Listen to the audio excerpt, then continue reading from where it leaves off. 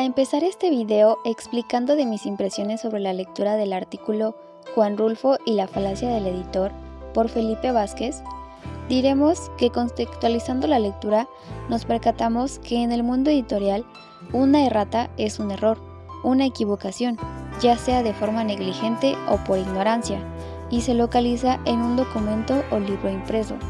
Muchas veces la única manera de hacer las correcciones necesarias será entonces por medio de una edición corregida. Así, los errores son solucionados e identificados.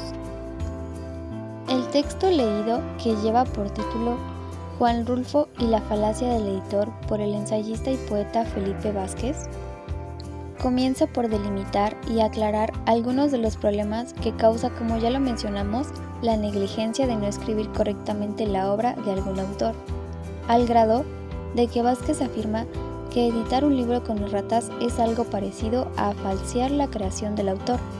Es muestra inequívoca de la ineptitud del editor de la obra que se le confió.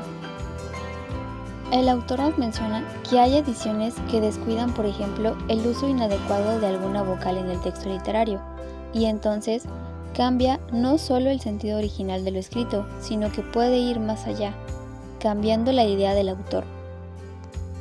Vázquez señala que cuando existen los errores en la obra editada, estos se deben aclarar en la conocida sección llamada Fe de erratas. Además, los errores deberán ser correcciones muy puntuales, no solo cambios en errores de ortografía, puntuación o referencias equivocadas. Deben ser cambios mucho más relevantes que posiblemente exijan una reedición de la obra.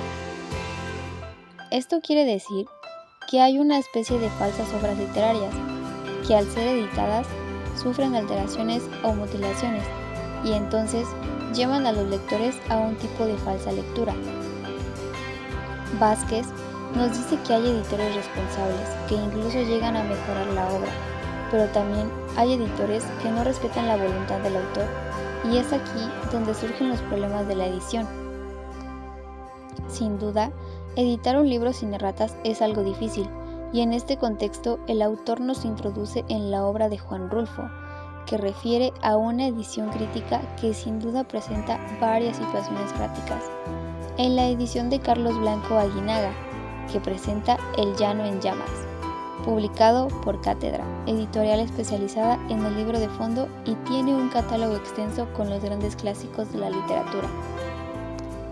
Vázquez nos introduce en este análisis de errores de edición, señalando que cuando el crítico interpreta un texto, hacen falta ediciones críticas que examinen la edición crítica para mostrar la falsedad de algunos textos.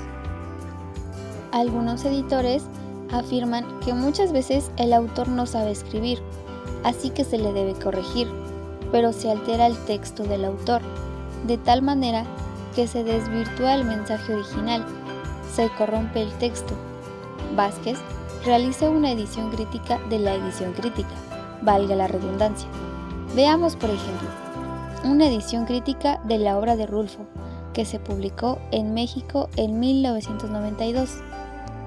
Tiene erratas pequeñas como comas, acentos, guiones o comillas, así como un error del nacimiento de Rulfo, que nació en 1918 y se afirma que fue en 1917, siendo este error muy antiguo que ya aparecía en la edición de El llano en llamas y Pedro Páramo, publicados por Planeta.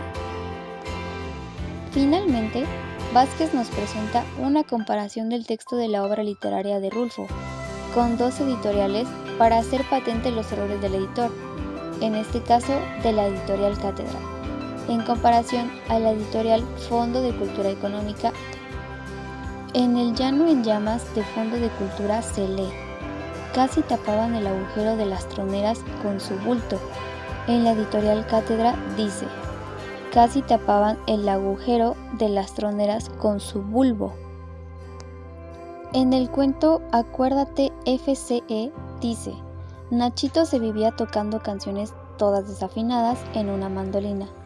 En Cátedra se lee: Nachito se vivía tocando canciones todas refinadas en una mandolina. Así, Vázquez nos muestra cómo estos errores, entre otros, desvirtúan el texto y el lector hará una lectura errónea.